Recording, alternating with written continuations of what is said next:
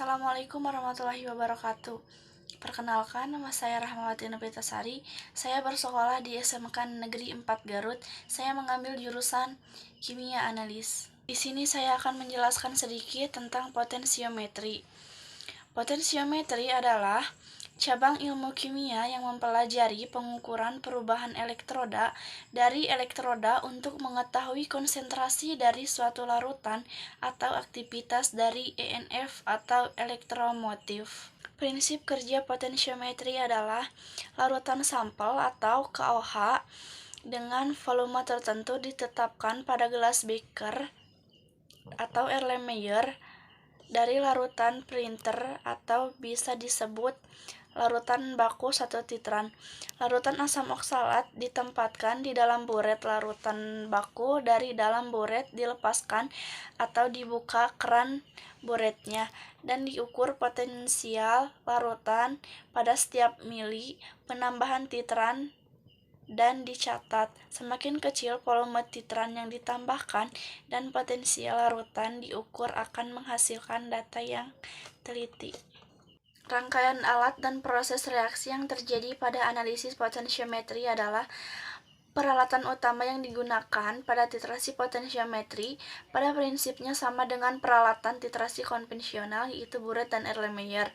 Ditambah alat potensiometer dan elektroda pengindra potensial atau elektroda kerja dan elektroda pembanding.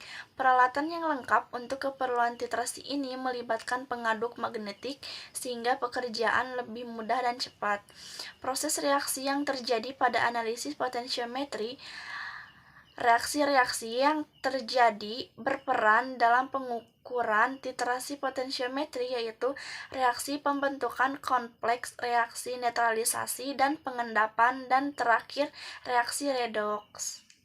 Dan di sini saya juga akan menjelaskan sedikit tentang praktikum potensiometri. Judul percobaannya adalah pembakuan KOH dengan titrasi potensiometri. Tujuan percobaannya adalah untuk menentukan konsentrasi larutan KOH dengan potensiometri. Alat dan bahannya adalah pH meter, gelas kimia 200 ml sampai 100 ml, botol semprot, batang pengaduk, buret 50 ml, klem dan stati, pipet tetes, corong kaca, spatula, neraca analitik, pipet volume 10 ml, dan yang terakhir kaca arloji.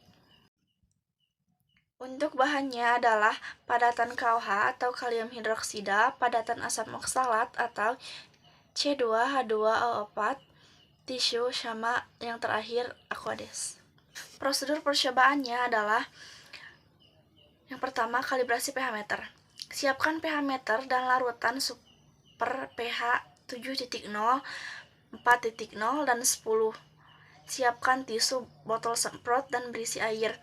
Hidupkan pH meter bila elektroda dengan air dan lap dengan tisu. Masukkan elektroda ke dalam buffer pH 7,0 dan atur buffer kalibrasi agar menunjukkan pembacaan pH 7. 2. Pembuatan larutan asam oksalat. Yang pertama, timbang asam oksalat sebanyak yang sudah dihitung. Kedua, masukkan ke dalam gelas kimia 100 ml larutan terlebih dahulu. Setelah larut, masukkan ke dalam labu ukur dan tambahkan aqueous sampai batas cincin, lalu homogenkan. Ketiga, pembuatan larutan KOH 0,1 N sama dengan pembuatan yang kedua. 4. Titrasi pembakuan larutan KOH, standarisasi KOH dengan asam oksalat 0,1 N. Pipet 10-40 asam oksalat 0,1 N. Masukkan larutan baku KOH ke dalam buret. Larutan asam oksalat dititrasi dengan larutan KOH sambil diaduk dengan menggunakan batang pengaduk. Setelah penambahan 0,5 1 titran, atau hentikan titrasi jika larutan telah mencapai 11,5. Pembahasan. Dalam pembahasan titrasi pembakuan KOH dengan titrasi potensiometri adalah titik akhir dapat ditemukan dengan menentukan volume yang menyebabkan perubahan secara signifikan terhadap pH. Volume ini dinamakan titik ekivalen dalam titrasi potensiometri dengan melalui titran ditambahkan secara berkala dengan volume tertentu dan pH diukur.